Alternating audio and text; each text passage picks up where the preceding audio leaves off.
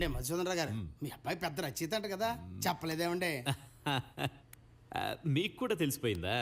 వచ్చాడు. నువ్వు పుస్తకాలు బాగా రాస్తుంటావు కదా, మా అన్నయ్య గారు అబ్బాయి పెద్ద రచయిత అయిపోదామని ఊరంతా తిరుగుతూ ఉంటాడు. ఒకసారి నీ దగ్గర పంపిస్తాను, ఏమైనా పని అవుతుందా? యాక్చువల్గా కొత్త బుక్ రాసే ఆలోచన ఉంది. ఎవరిని హైర్ చేసుకునే ఉద్దేశం కూడా లేదు. బట్ చూద్దాం, ఏమన్నా ఉంటే చెప్తా. ఆహా, మీ ఊడు మామూలు రైటర్ కాదండి. ఒక్కొక్క అంశం చూస్తుంటే జీవితాన్ని కాసి వడపోసిన వాడు రాస్తే ఎలా రాస్తాడో అలా రాశాడండి. ఇంత చిన్న వయసులో అంత జ్ఞానం వచ్చిందంటే మామూలు విషయం కాదండి.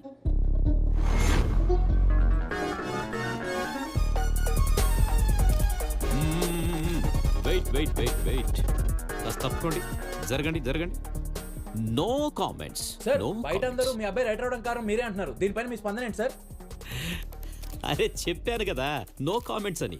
మా అబ్బాయి రైటర్ కావడానికి నా ప్రోత్సాహం ఉంది. అంత మాత్రం చేత ఇలా వచ్చేస్తారా? సార్ ఏం చెప్పరు. అంతేలే సార్. అరే రే రే రే రే రే. చెప్పొచ్చుగా సార్. నో కామెంట్స్ అంటే నో కామెంట్సే. లోపల రైటర్ డిస్టర్బ్ అవుతాడు, దయచేసి వెళ్ళిపోండి. ఓకే?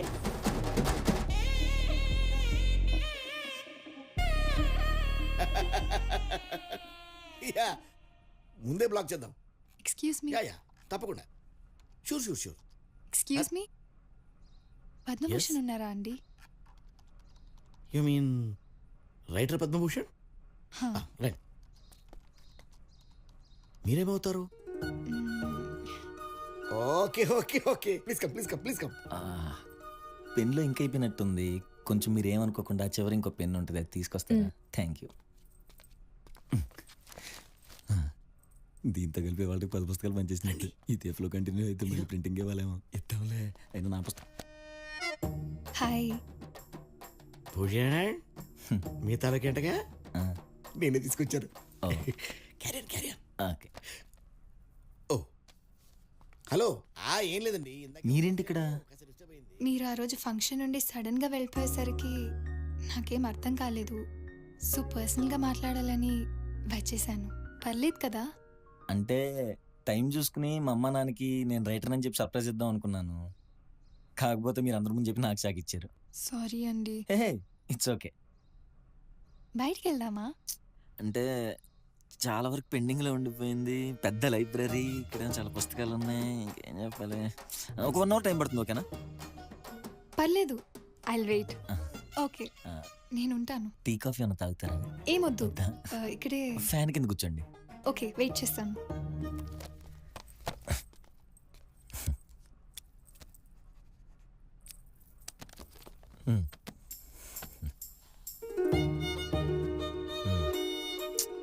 ఎన్నిసార్లు చెప్పాలి ఇక్కడ ఇంకు మార్చమని?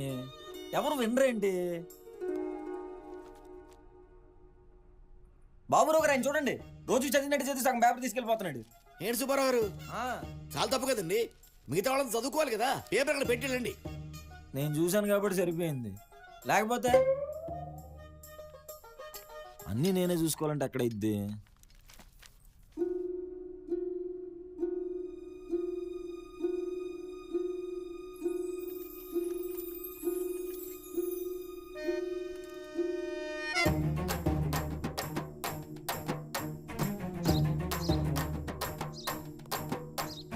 సైలెన్స్.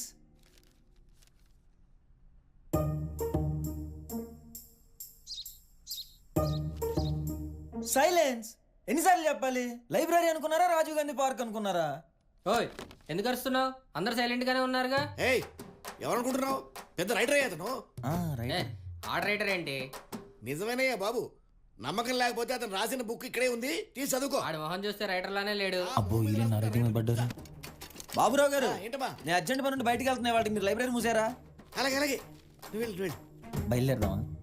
మీకు పని ఉందన్నారు. అది రేపు చూసుకుంటా రండి. అవును, మీరు బ్లాగ్ లో కంటెంట్ రాస్తారు కదా, ఎన్ని ఎపిసోడ్స్ రాద్దామని ఏమైనా ఫిక్స్ అయ్యారా? అవన్నీ ఇప్పుడు ఎందుకులేండి. అంటే ఇప్పుడు అసలు ఎందుకు రైటర్ అవుదాం అనుకున్నారు? కొంతసేపు బుక్స్ రేటింగ్ గురించి వదిలేద్దాం ప్లీజ్ ప్లీజ్, ఇది ఒక్కటి చెప్పండి. అంటే రైటర్ ఎందుకు అవ్వకూడదు అన్న దానికి నాకు ఆన్సర్ దొరకలేదు. బహుశా ఏదైనా కాఫీ షాప్కి వెళ్ళి మాట్లాడుకుందాం, నాకు తిక్కగా ఉంది. కాఫీ షాప్ చుట్టూ అద్దాలు, డిమ్ డిమ్ గా లైట్లు, వినిపించినట్టు మ్యూజిక్, ఇలాంటి ప్లేస్ కాకుండా కొంచెం ఫ్రెష్ ఫీల్ ఇచ్చే ప్లేస్కి వెళ్దామా? ఇంక మీరు రిలాక్స్ అయిపోండి, నేను చూసుకుంటా. ఏం చూస్తున్నారు? ఆటో కోసం ఓ బైక్ లేదా?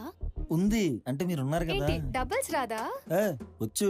కాకపోతే ఫస్ట్ టైం ఒక అమ్మాయి బండి ఎక్కించుకుంటున్నాను, మీరేమో సైడ్ కూర్చుంటారు, అది బ్యాలెన్స్ అయిద్దో లేదో తెలియదు, మళ్ళీ బయట ఎవరైనా చూస్తాను. సర్లే ఆటోలోనే లేదు, వెళ్దాం. మన బండి మీద వెళ్దాం. అబ్బా, ఆటోలో వెళ్ళిపోదామనే.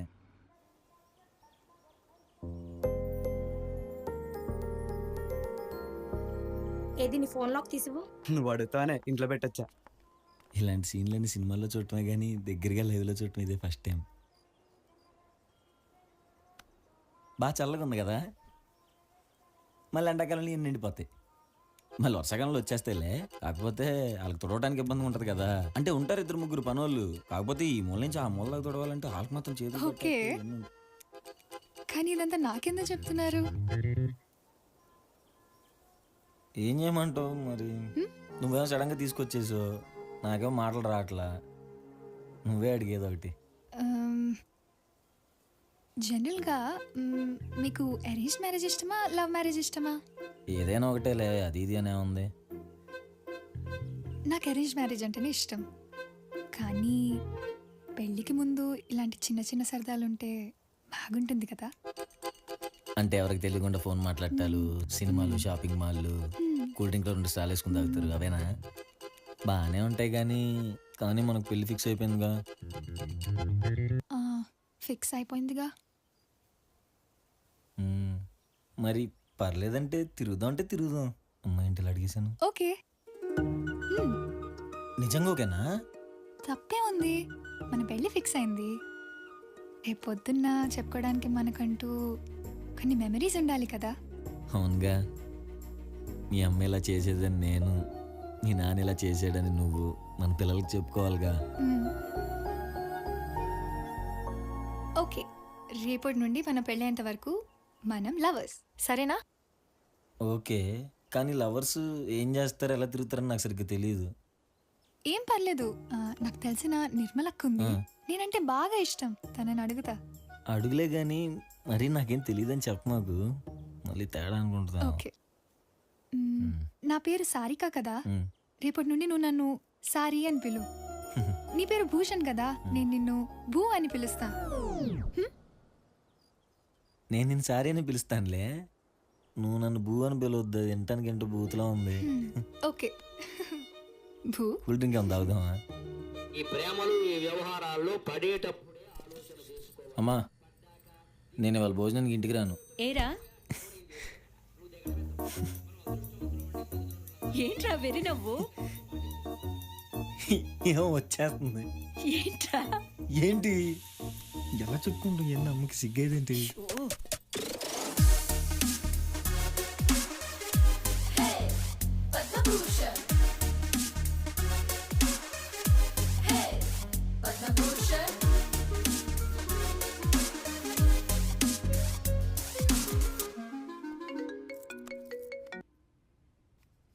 వచ్చేస్తున్నాను, మెయిన్ గేట్ దగ్గరే ఉండు.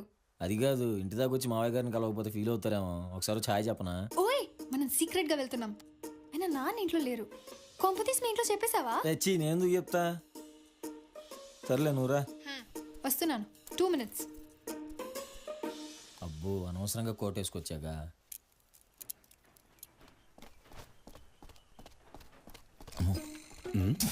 అల్లుళ్ళగా ఉన్నాడేంటి?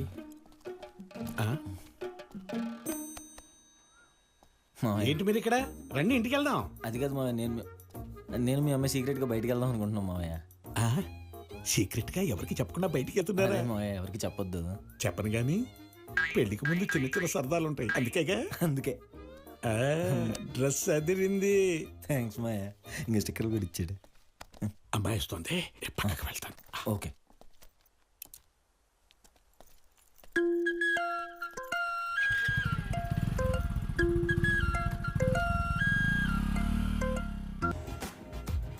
ఏంటి ఈ కంటెంట్ రాలేదు? ఈ వీకెండ్ వచ్చిందా? ఏమై ఉంటుంది? 4 వారాల నుంచి కంటెంటే రావట్లేదేంటి?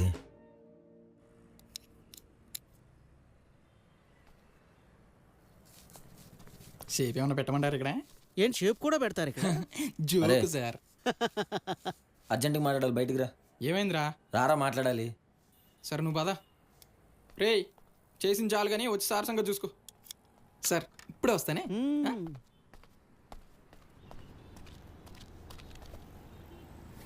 రాత్రి సారికి వాళ్ళ నాన్నగారు వచ్చారా?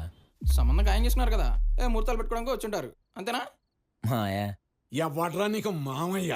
లే నడో, మమ్మల్ని అందరినీ చవట సన్నాసులను చేసి మా అమ్మాయిని ఎగరేసుకుపోదాం అనుకున్నారా? ఒకసారి నేను చెప్పేది మాయా, ఒకసారి నేను చెప్పేది మాయా, నేను చెప్పేది విను. ఏంటి? లోపల బన్నీ లేదు. బావగారు థ్యాంక్స్. రా, రా, రా. బావగారు ఏమైంది?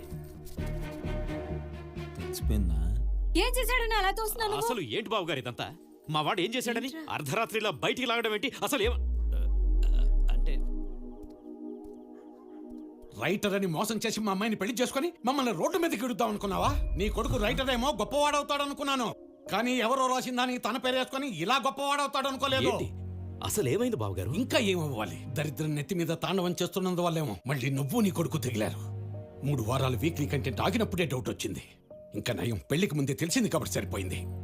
ఇప్పుడే నీ మీద పోలీస్ కంప్లైంట్ ఇస్తాను చూడు. ఇద్దరికి పెళ్లి చేద్దాం ఇంకెక్కడి పెళ్లి? నిజం తెలిసా కూడా నా కూతుర్ని ఇస్తాననుకున్నావా? Cancel cancel cancel. రేయ్ మరి ఇంత కూల్గా చెప్తావేంట్రా? పెళ్లి క్యాన్సిల్ అంటున్నావు, పోలీసులు అంటున్నావు, నాకేమో భయం చేస్తుంది. నాకు భయం వేసిందిరా. తర్వాత ఇదంతా కలని తెలిసి నార్మల్ అయ్యాను. కళ ఆ, కళ కలే. ఎందుకు కొట్టావురా? అంటే కళ అన్నావు కదరా, మెలకు వచ్చిద్దని. మ్యాటర్ అంత సీరియస్ అయిద్దని చెప్తున్నా. ఒకవేళ కలనిజం అయితే నా పరిస్థితి ఏంటి? ఆ రోజు పోలీస్ కంప్లైంట్ ఇస్తానంటే వద్దన్ను. పోనీ ఇప్పుడు వెళ్ళిద్దామా కంప్లైంట్? ఇప్పుడు వెళ్ళిస్తే నన్ను బొక్కలేస్తారు.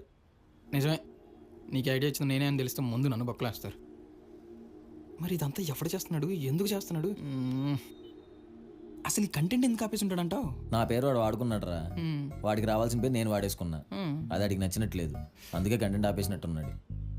ఇంకా వాడు రాసిన పుస్తకానికి నేను పార్ట్ 2 రాస్తున్నానని తెలిసిందనుకో, వాడు నా పిల్ల ఆపేసే ఛాన్స్ ఉంది. ఇదంతా జరగకముందే మనం వాడిని పట్టుకోవాలి. చాలా తెలివిగా పట్టుకోవాలి.